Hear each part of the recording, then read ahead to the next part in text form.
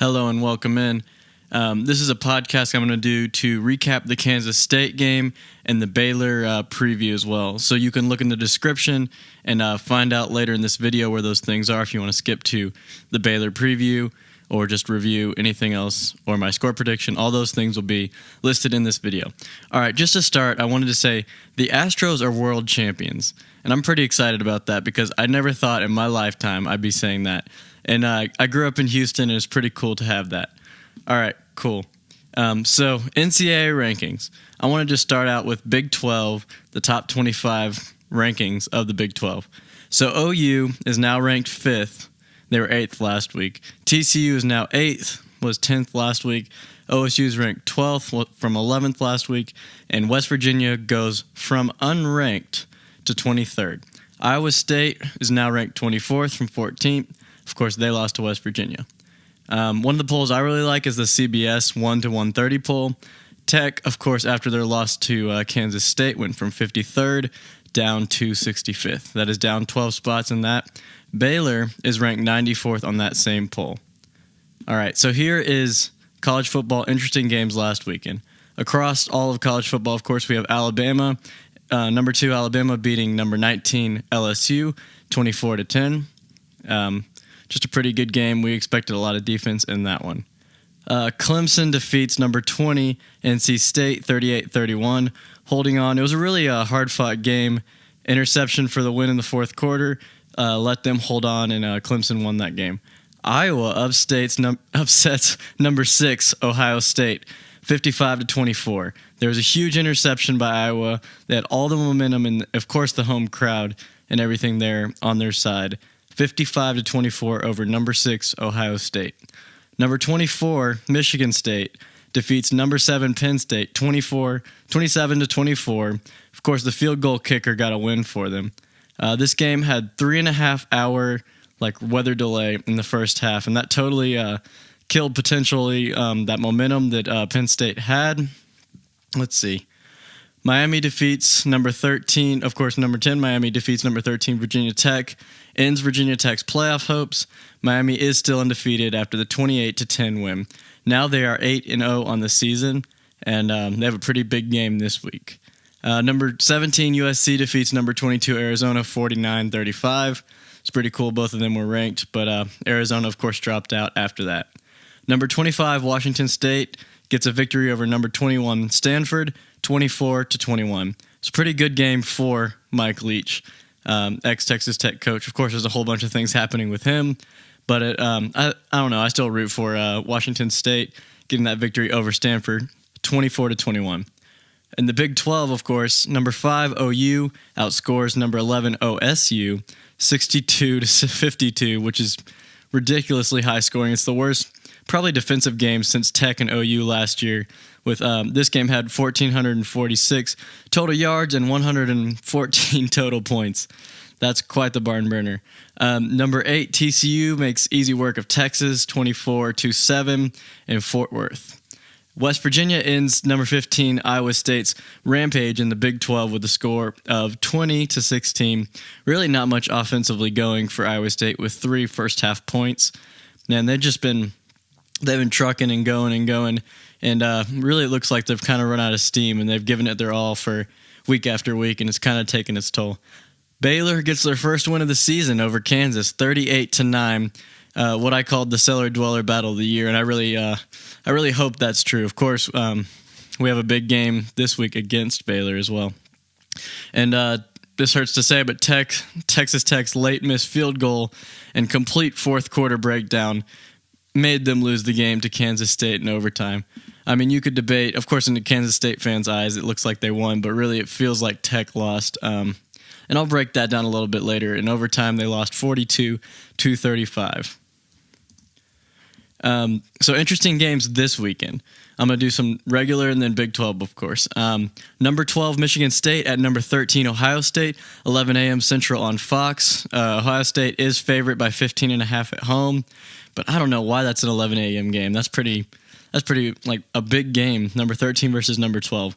Number 23, NC State plays at the 5-4 Boston College, and a +3 means NC State is favored on the road by 3 over Boston College. I don't know who to take in that one too. I'd say in the first one I'd take Michigan State covering. In the second one I'd take I'm going to take NC State in that game. And then we got number 1 Georgia goes to number 10 Auburn. 2:30 kickoff time, potentially the game of the day, the game of the weekend. Georgia is favored on the road by 2.5. Gosh, that's a tough game. I'd take Georgia in that, but at the same time, this is a potential game where Auburn could definitely win this game.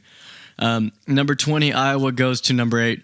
Of course, the undefeated Badgers of Wisconsin for a 2:30 Central Time kickoff. Undefeated Wisconsin is favored by 12.5 at home.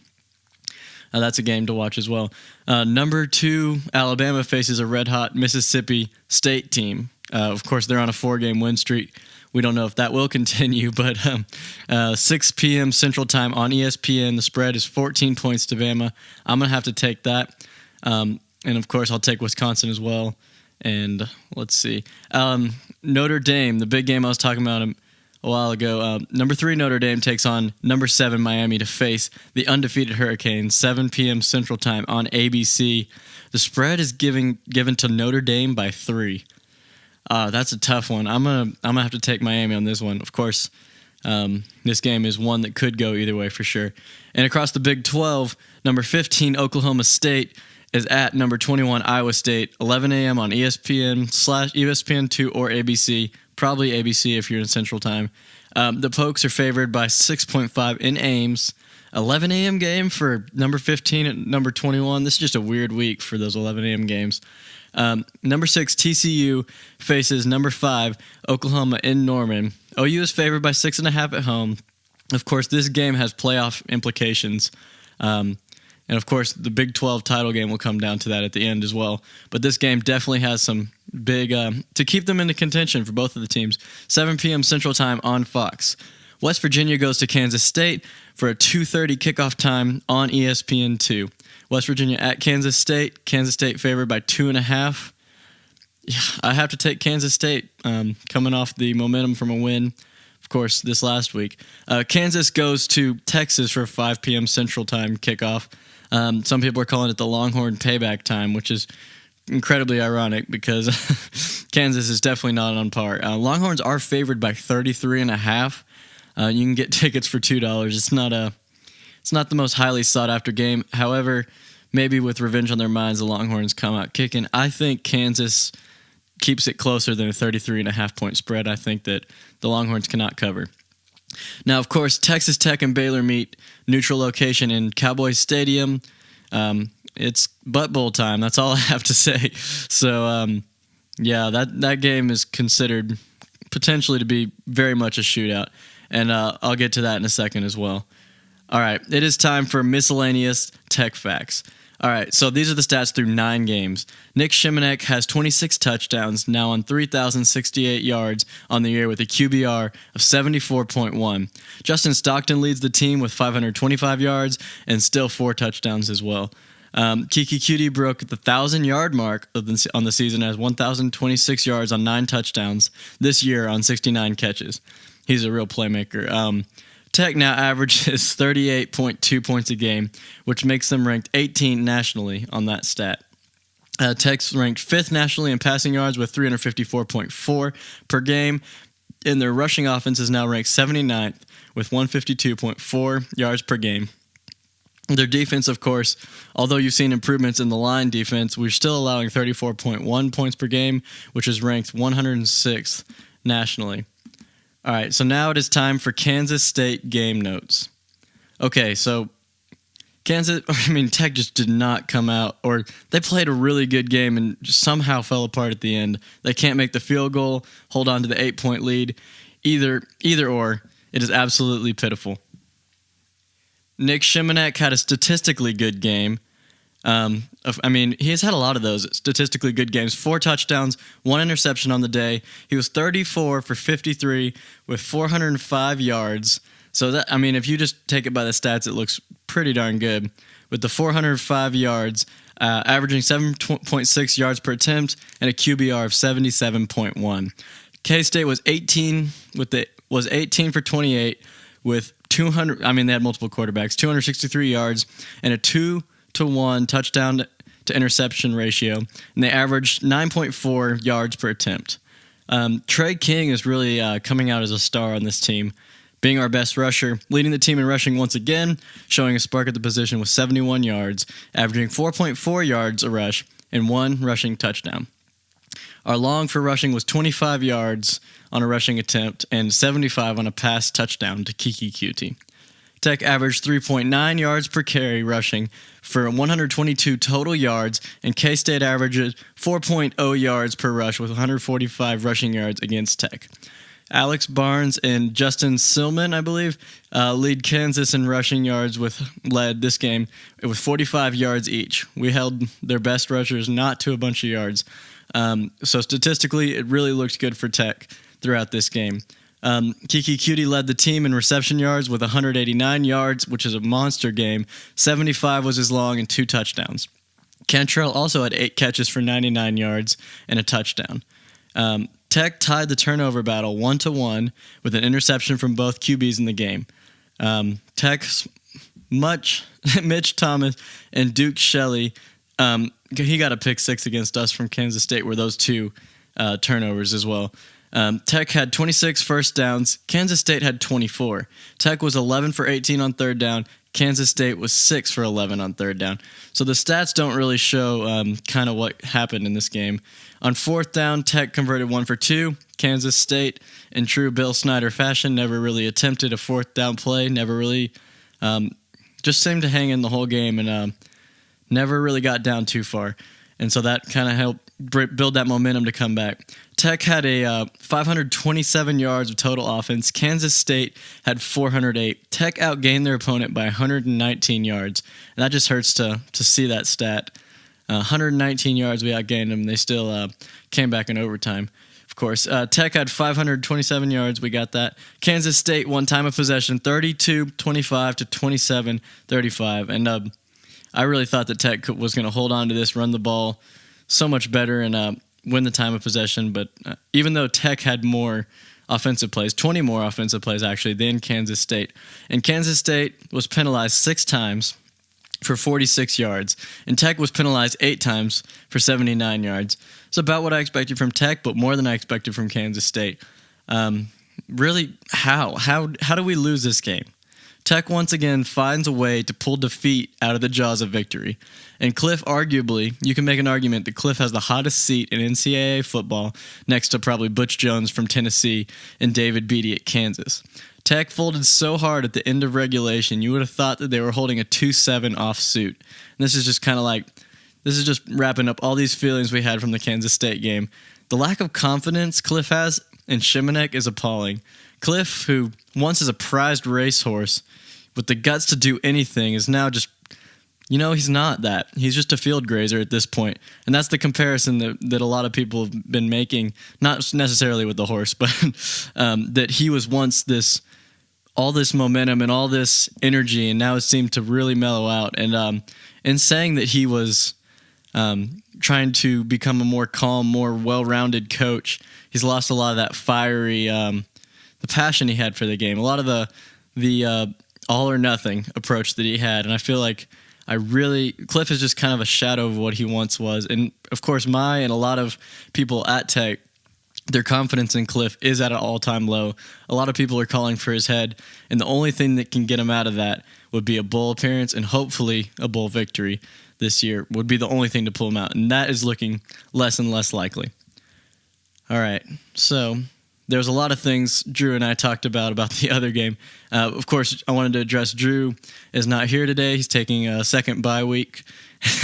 As they like to say, Tech didn't get one, but Drew gets one this week, hanging out with some family as well. And so I just wanted to say that just about nothing we were saying about the game was going to happen. All of our hot takes except one from Drew that said Cantrell would have a big game, big chances and big moments. Yes, especially on fourth down, that touchdown catch on the goal line was a big play for Cantrell. But other than that, pretty much nothing. But our Kansas State score predictions, I'll say mine and Drew's as well. So my prediction was that Of course, I stuck with my predictions from the beginning of the season. I said we'd lose, but I did not choose the scores. So I did give us a 1-point loss just to officially say stick with those scores. I was 4 points off for Kansas State, 2 points off for Tech, 6 total points off in my prediction. Of course, last week with the OU game, I was 5 total points off. So I'm feeling, of course, I don't like to see the team lose, but my predictions are pretty close, which I kind of don't like. It doesn't feel good to be right when your team loses. Drew's prediction was 42-31 with Tech winning, 11 off for Kansas State, 7 off for Tech, 18 total points off. Of course, I had 38-37. He had 42-31. So that's how our points went. All right. This is the Baylor preview notes. So this is another 11 a.m. game, 11 a.m. Central Time game. And I can't even tell in most parts of the country if it's even aired on TV. It's some sort of Fox Sports affiliate. I believe in Lubbock, it's going to be Fox Sports Southwest Plus, which is Channel 39 on Suddenlink, and it's on Dish as well on another channel there.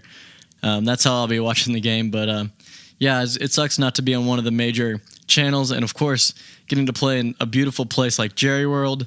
It's tough to not have a good time for that game. Of course, both teams have been struggling this year. And if you can watch it, I don't know, I'd still watch it, but I really, really hope this is like the last straw for Kingsbury if the Kansas State game was not already the last straw. Baylor is coming off their first win of the season over Kansas, 38-9. They're now 1-8 on the season. Texas Tech is on a 4-game skid, a losing streak, with an overtime loss to Kansas State, 42-35 at home for their last game. Zach Smith, of course, is the leading passer for Baylor. 1,458 yards, 8 touchdowns, QBR is only 29.1, 7 interceptions, but look for the backup to play. I wanted to say his name was Charlie Brewer, younger brother of, what's his name? The guy that used to play quarterback for Texas Tech back in 2012, I believe, before he transferred, I believe, to Virginia Tech. Anyway, his younger brother, true freshman, is playing for Baylor, and he came out pretty strong against Kansas, and hopefully, Tech has a game plan for him, but with as little playing time as he has had, and of course with Smith having the shoulder injury as well, he's really had a chance to step in, Charlie Brewer. Their leading rusher is John Lovett. He has 405 yards and 5 touchdowns on the season. Their leading receiver is Denzel Mims. He kind of came out of the woodwork, and they're pleasantly surprised with him. He has 849 yards on the season with 7 touchdowns. On only 43 reception. Of course, that means he is a deep threat. He is a guy that you have to watch over the top. And they have another wide receiver, Chris Platt, who has 5 touchdowns as well with 400 yards on only 16 receptions. 16 receptions is pretty nuts for 400 yards. So that's another guy you got to watch over the top. Baylor's passing offense is ranked 27th nationally at 280.3 yards per game, and they score 25.9 points per game, which is ranked 81st. Their rushing attack averages 121 yards per game, which is 107th nationally, and their defense allows 36.1 points per game, and that is ranked 111th nationally. This is a game for a fact that we cannot afford to lose. In order to avoid a complete dumpster fire for this season, Tech needs to salvage this game. Tech needs to play like their hair is on fire. We'll either see players fight for Cliff's life, or we will remain in the pit of agony like the fans in Waco. It's time to separate ourselves from the melancholy of mediocrity and decimate a Baylor team that does not deserve another win all season. Hashtag Butt Bowl is what I'm calling this game. All right, this is fun facts about Baylor. Of course, when I define Waco, I think my great uncle lives there. That's what the first thing I thought of growing up when I thought of Waco. Yeah, there's a lot of old people there. That's probably the biggest knock on Waco, other than maybe, the same things you hear about Tech. Waco's population is about 135,000. Their undergrad enrollment is 14,316. I say the 316 is because John 3:16, the Bible verse, of course. They had to add those students to make that perfect.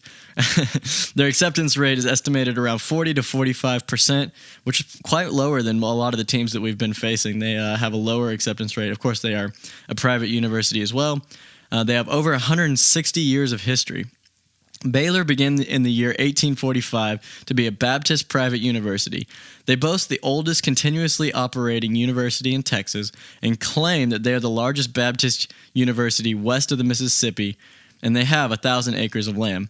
They have military programs such as ROTC that goes back as far as the Civil War, not just the Marvel movie. Sam Houston gave up the first $5,000. Sam Houston himself gave up those dollars to start Baylor.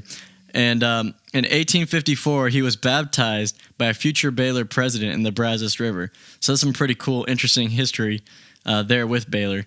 Other fun facts. Their colors are green and gold, but for some reason they really like these strange neon yellows and greens. Weird, different colors than their actual colors, which are already all right. So I don't know why they've been doing that, but that might just be a trend that'll end soon. Their motto is Latin. Their motto is Latin, and it means "For Church, for Texas," which I would really love to see chanted in their football stadium. They had a pretty good overall athletic year in the year 2011 to 12, and they called it the Year of the Bear. And, of course, at the end of that year, McLean Stadium, their current football stadium, was built. In that year, of course, you'll probably recognize the name RG3. He won the Heisman. Their basketball team and baseball teams also did pretty well that year. McLean Stadium also seats 45,000. It was built in 2012. It's a $260 million stadium. And every time I see it, I want to say McLean Carter because of our Tex backup quarterback, and it's spelled the same and everything. So McLean Stadium, $260 million stadium.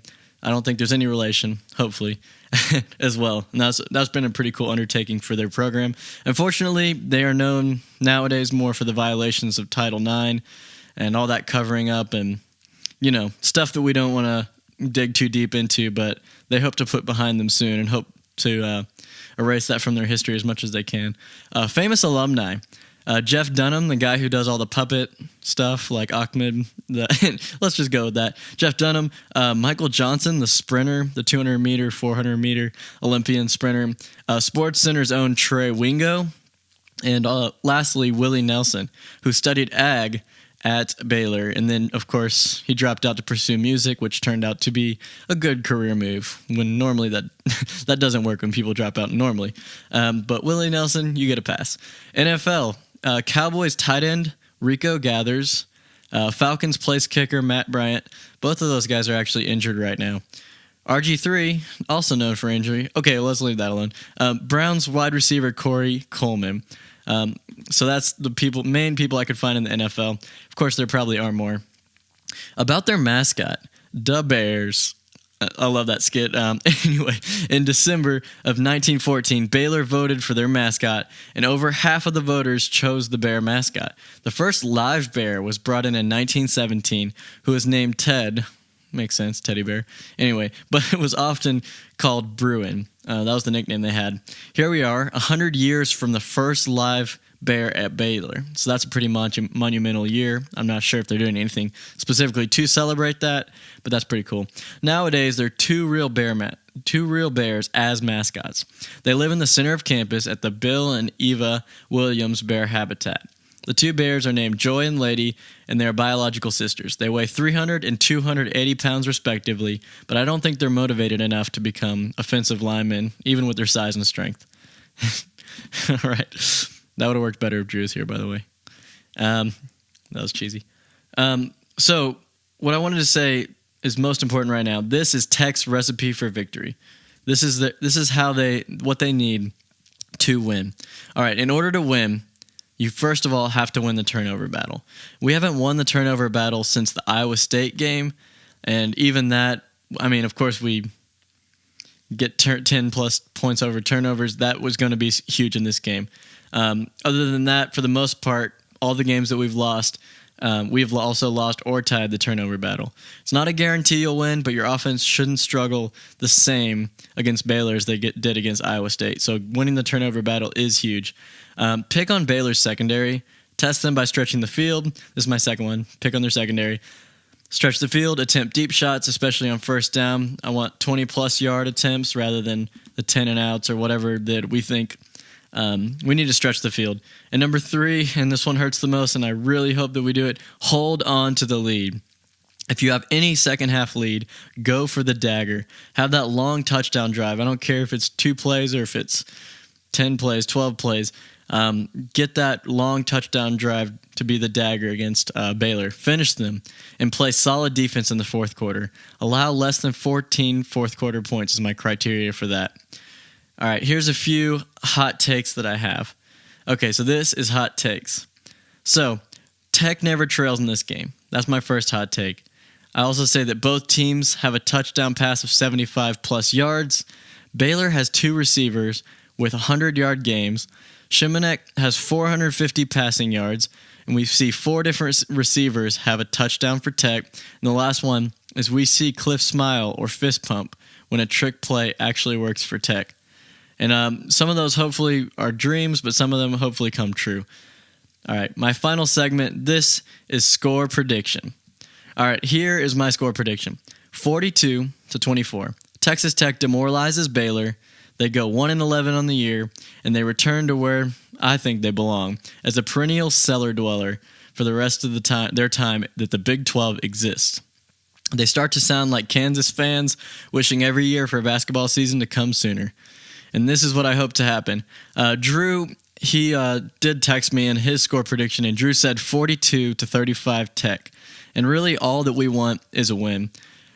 So if you're a Tech fan this week and you want to watch, or you're just about done with this season, hold on to the little hope we have left in getting to a bowl. It is possible, and let's beat some Bears. Wreck 'em.